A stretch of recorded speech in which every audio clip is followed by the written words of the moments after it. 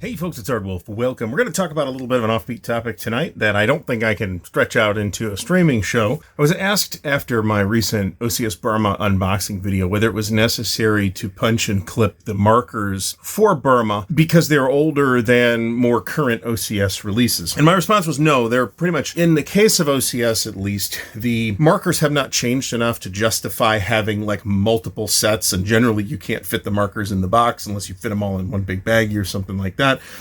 So no, the answer is I don't actually do that. So we're going to talk about what I do instead. So this is not Napoleon at Leipzig. What this is a whole box of extra counter sheets and partial counter sheets. And at least half of this is OCS marker sheets. From various versions of OCS all the way back to, I think, some version 3 counter sheets. These are all extras, and I don't deal with them anymore. Nor do I store my OCS counters inside an OCS box. So, for example, in the case of Smolensk, which I recently finished clipping on an OCS counter, on a counter clipping stream, I usually keep because I'm OCD, I usually keep the counter tray in the bottom, and all of the Smolensk specific markers are in this one container. Now, some OCS games are different, and they might need more than one container, but generally speaking, in one or two compartments, I can fit all the game specific markers for even the giant OCS games. Now, this logic does not only apply to OCS, of course, and we'll talk about that in a second. My OCS marker storage solution is this, and I have, in the case of OCS, because we play a lot of OCS, I actually do have two of them, and even though it might not be obvious, they're exactly the same layout. And these particular trays there's 14 compartment trays from the Container Store, and I like them for a couple of reasons. One, they're pretty thin, and they stack, so you can stack up quite a few of them in a small amount of space. They're also relatively narrow, yet there's 14 compartments. Now there's a bigger one with, I think, 27 compartments or something like that.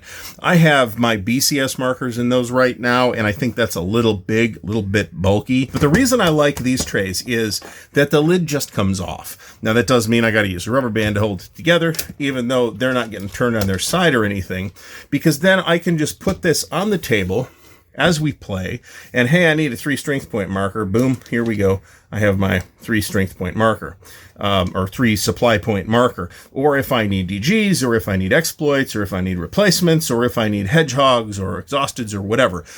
All the common OCS markers that we use in actual live OCS play are in these 14 compartments. And you'll see that there's not very many 10/15 markers, but you almost never use them anyway. There's a few games where we certainly have, but you don't normally need a lot of them. Easy to transport, easy to manipulate, and easy to store. And I have applied the same logic to a number of other series games. Now, one series that I don't think this works with is Great Battles of History, because there's enough variation between the markers in GBOH that I think you need an unreasonably large tray to store all the series markers in it. So I don't do this with GBOH. This is for the Library of Napoleonic Battles, and that suffers from a little bit of that too, but generally speaking, I can get those specific markers like the guerrilla markers that are used in the Peninsular War games, for example, in the counter tray that goes in the box.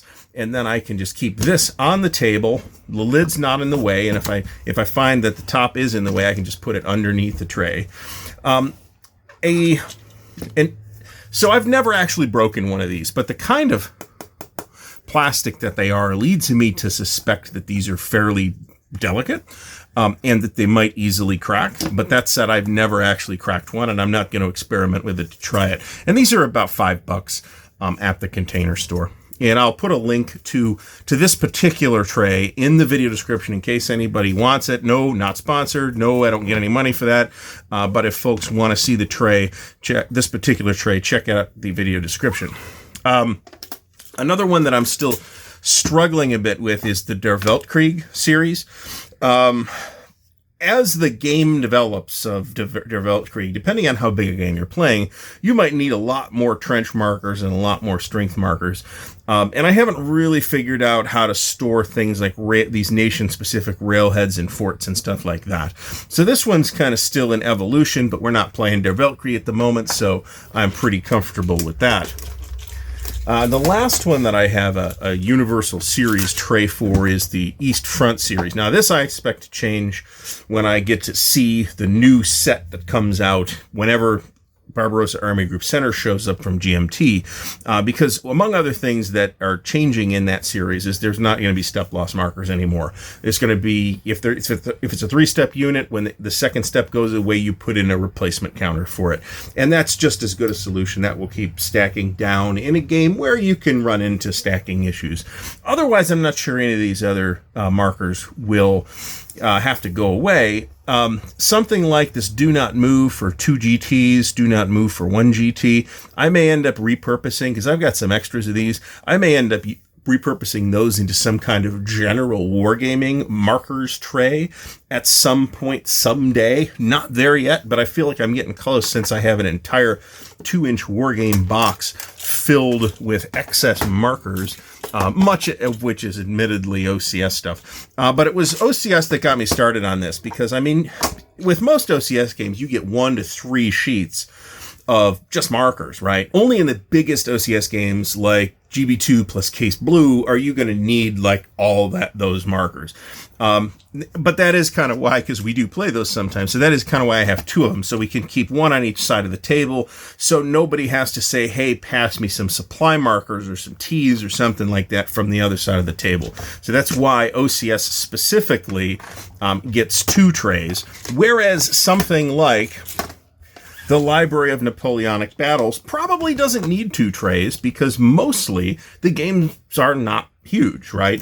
Unless you're playing out one of the multi-map campaigns, which are not available in every volume, then chances are pretty good that your battle that you're playing fits on a map or a map and a half or maybe 2 maps, as opposed to the 4 and 6 and 10 map games that we see from OCS sometimes. So the size of the game is a consideration, and the amount of space between players at the table. If both players can reach the 1 tray, then I say just have 1 tray.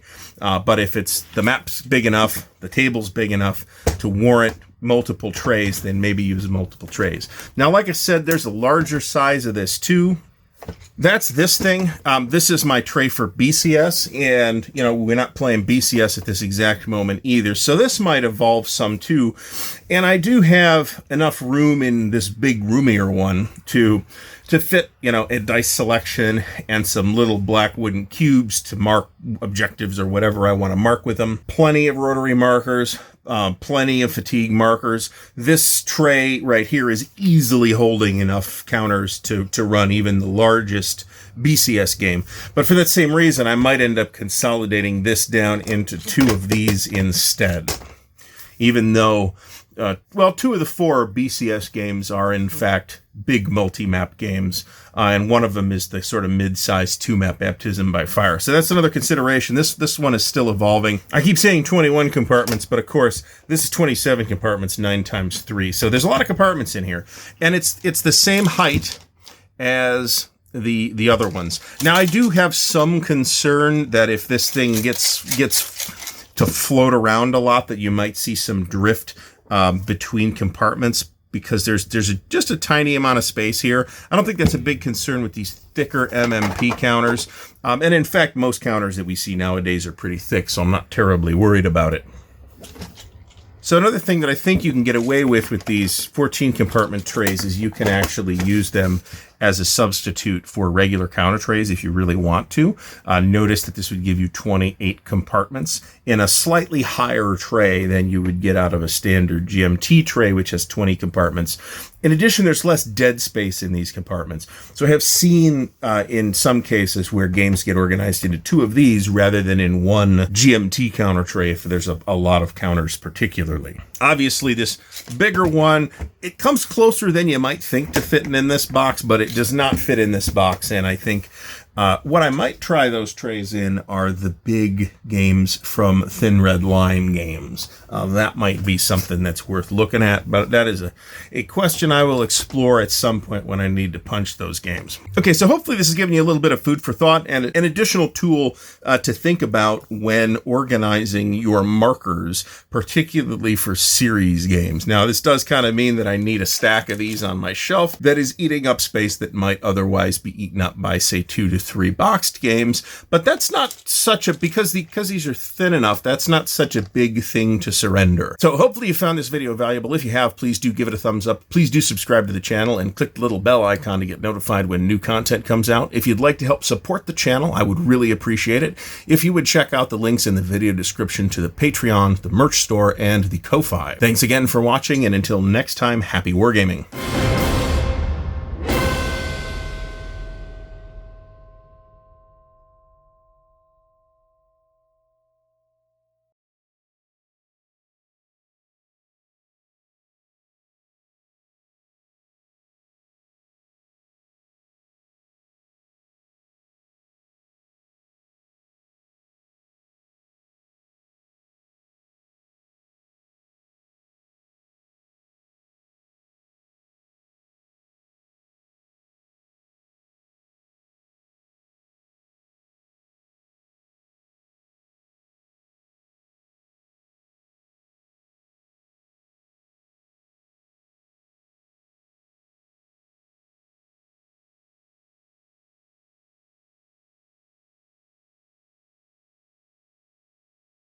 So hopefully I've given you something to think about how to store your own war games. You can fit, by the way, 2 of these in a standard sized